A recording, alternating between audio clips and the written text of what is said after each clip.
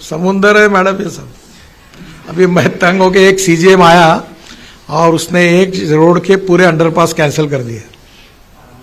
पूरे रोड के एक्सीडेंट हो सकते, उसके लिए जितने जितने पहले तो डीपीआर डिफेक्टिव था, ये आया उसने पूरे और कैंसिल कर दिए।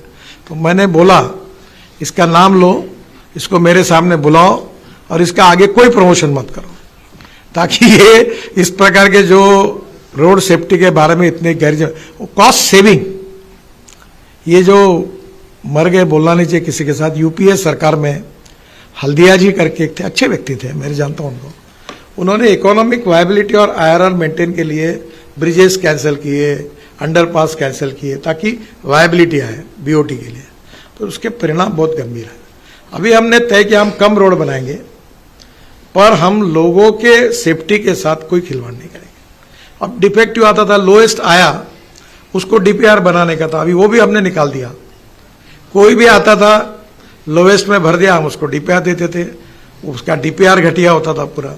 फिर वो उसके ऊपर पूरा डीपीआर बदलता था।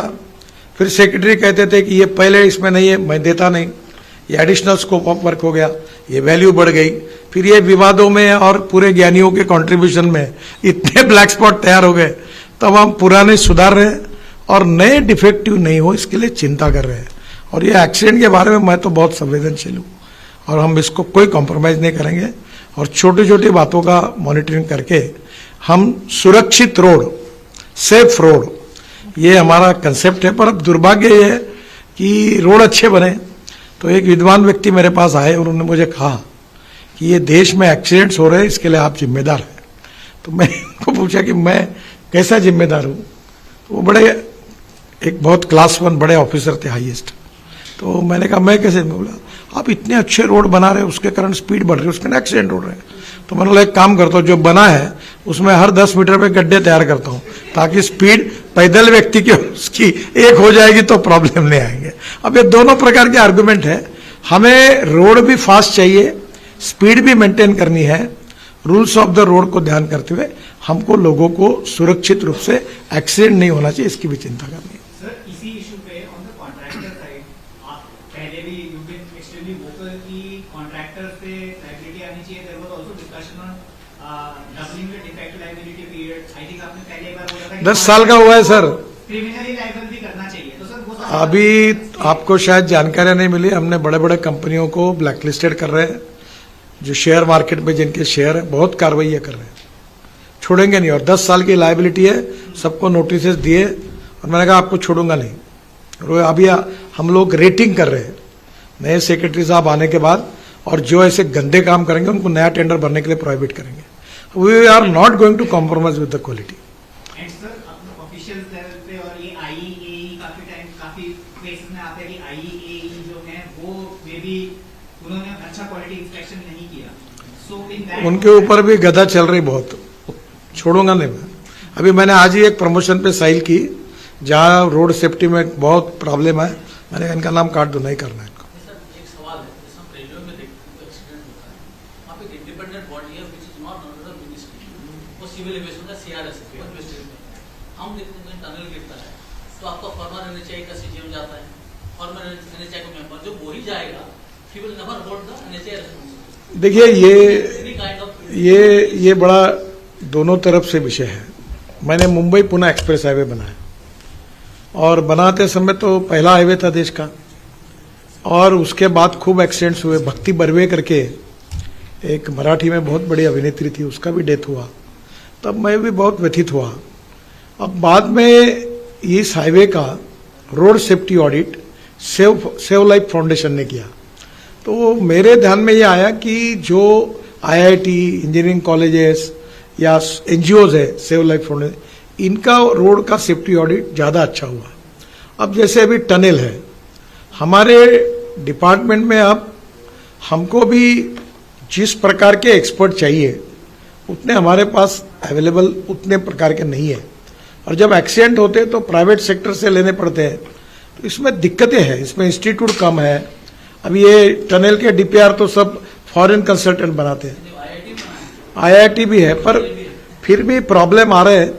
इस विषय में एक सुझाव मैंने दिया, उस पर विचार कर रहे हैं कि एक आईआईटी को हम लोग 100 करोड़ रुपए देंगे, वो केवल ब्रिज पे ही काम करेगी और पूरे वर्ल्ड में ब्रिज के स्टैंडर्ड, ब्रिज की क्वालिटी, नई टेक्नोलॉजी, एक आईआईटी टनल पे काम करेगी और एक आईआईटी रोड पर काम करेगी। क्योंकि अब ये ध्यान में आया है कि हम अपने ही अधिकारियों के द्वारा जिस क्वालिटी को बारे में काम चाहते हैं और अपेक्षित करते हैं उतना करने में हमको दिक्कतें आती हैं। तो वो इंडिपेंडेंट, इम्पार्शल और थर्ड पार्टी ऐसी कोई एजेंसी हो तो आईआईटी का भी चयन करके, सरकारी है वो भी, तो उसका विचार कर रहे हैं। सर, दिल्ली मुंबई एक्सप्रेसवे का क्या डेवलपमेंट है, कब तक शुरू होगा? अभी बड़ौदा तक तो लगभग हुआ है, बड़ौदा के बाद मुंबई तक में भी काफी काम हुआ है। मुझे लगता है कि ये अभी ये नया साल लगा है तो कोशिश है कि जून के पहले तक काफी काम पूरे हो और अभी काम चल रहे हैं और अड़चने सब दूर होगी। फॉरेस्ट एनवायरनमेंट के क्लियरेंसेस, लैंड एक्विजिशन के इश्यूज, हमारी पॉलिसी इश्यूज, काम रात दिन चल रहा है। लेटेस्ट होप के इस साल में हम आपको दिल्ली मुंबई एक्सप्रेस हाईवे पूरी तरह कंप्लीट करके दे देंगे। इसके साथ साथ और दिल्ली कटरा भी दे देंगे, दिल्ली देहरादून 1-1.5 महीने में शुरू कर देंगे, द्वारका एक्सप्रेस हाईवे का अंदर का टनल और बाकी का आधा काम वो भी 3 महीने में हो जाएगा। ये जो आपका UR2 है ये भी हो जाएगा। तो इस साल में हम लोग देश के नक्शे को बदल देंगे। अभी आपने जो देखा है वो आइसबर्ग का छोटा सा है, अब जो काम इस साल में पूरे होंगे वो पूरे चित्र को बदल देंगे। सर, ये दिल्ली मुंबई और गोवा हाईवे को लेकर मतलब सेंटर का क्या रोल है एग्जैक्टली? क्या है ना, मैं तो गाला खाता हूँ पूरी मुंबई गोवा पे रोज। अब प्रॉब्लम है कि मैंने बोला हमारे अधिकारियों को दिल्ली में कि तुम मराठी चैनल सुनते जाओ तो तुम मेरी तीव्रता को समझोगे। ये रोज कार्यक्रम होते उसके ऊपर। अब मुंबई गोवा पर बड़े मुश्किल से मार्ग निकालते और दिल्ली में आते हैं तो वो स्वाभाविक एफए से लेकर पूछता है ये क्यों किया, वो क्यों किया। अब वो दिल्ली मुंबई गोवा का साधारणतः बरसात लगने के पहले 100% काम पूरा हो जाएगा। मैं उसके ऊपर अभी तक सेंचुरी मार चुका हूं, 100 से ज्यादा मीटिंगें ले चुका हूं। पर ये काम महाराष्ट्र सरकार में शुरू हुआ था, बाद में मेरे गले में लटका है, तो मैं जिम्मेदारी लेके वो करूंगा पूरा। Thank you very much. हाँ,